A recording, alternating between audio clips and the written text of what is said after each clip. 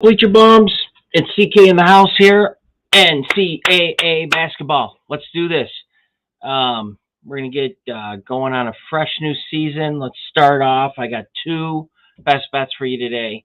Let's start off 2-0, and let's keep it rolling, kind of like we have been with the NHL, NBA, college, pro, um, football. It's been a blessing, and yeah, hit like, hit the notification bell, hit subscribe, do everything you need to do. Help me build this channel so I can keep giving you guys free winners. We like free, you know. Free is good. All right, well, let's jump to the first one that I think is a best bet, in my opinion. We're going to really two really bad teams. But I just feel this is a spot for Georgetown to do what they got to do to get Patrick Ewing off the hot seat. And we can start off by trampling on Coppin State.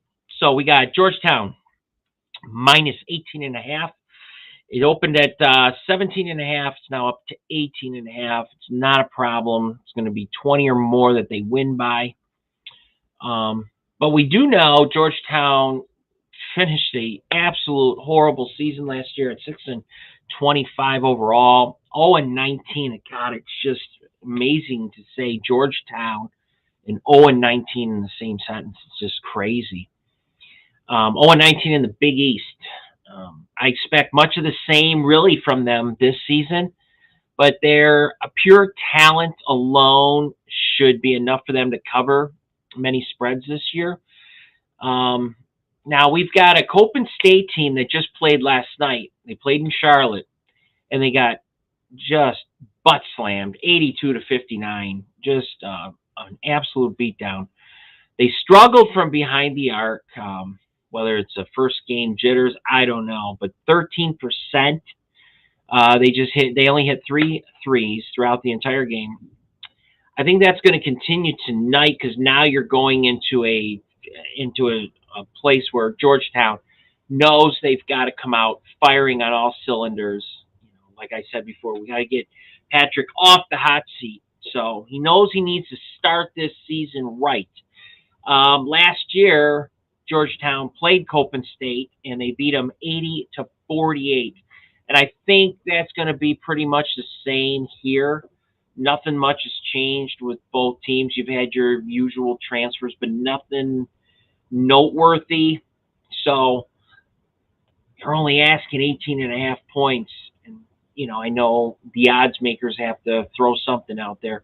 This is a time to jump on an early one and get a win.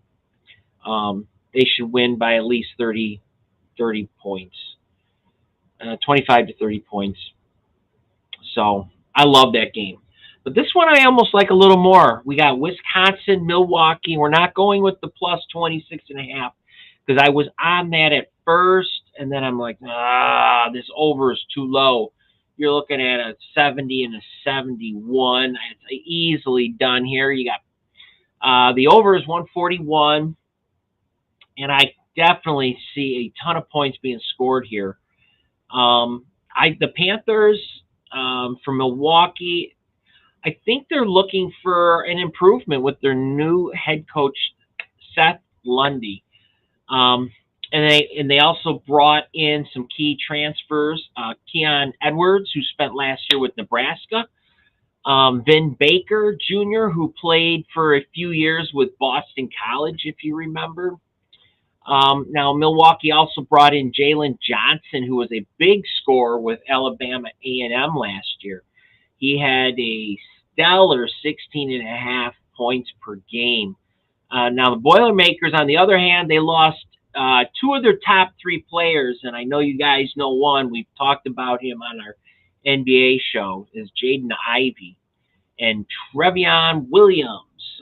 They graduated, moved on to the NBA. Big names there, guys. Now, Ivy led the team in points. Williams was their second best rebounder. It leaves a big void for Purdue.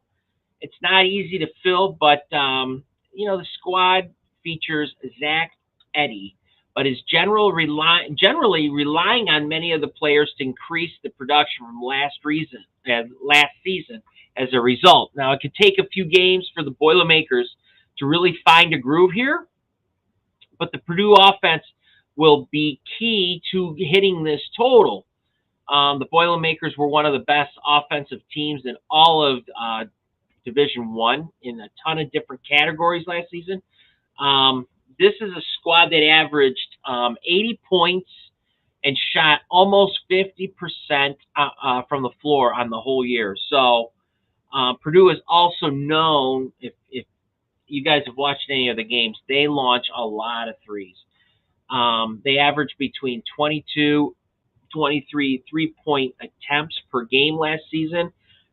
And by the interviews I've heard with some of the players, they're literally looking at about 25 to 30 three-pointers shot this year. They're really going to rely on the three-pointer this year. So tonight we're going to really get a good idea of where they are with that. And if they hit as many three-pointers as we're figuring they're going to hit, you're going to be seeing Purdue games in the 90s. 80 may be just a regular day at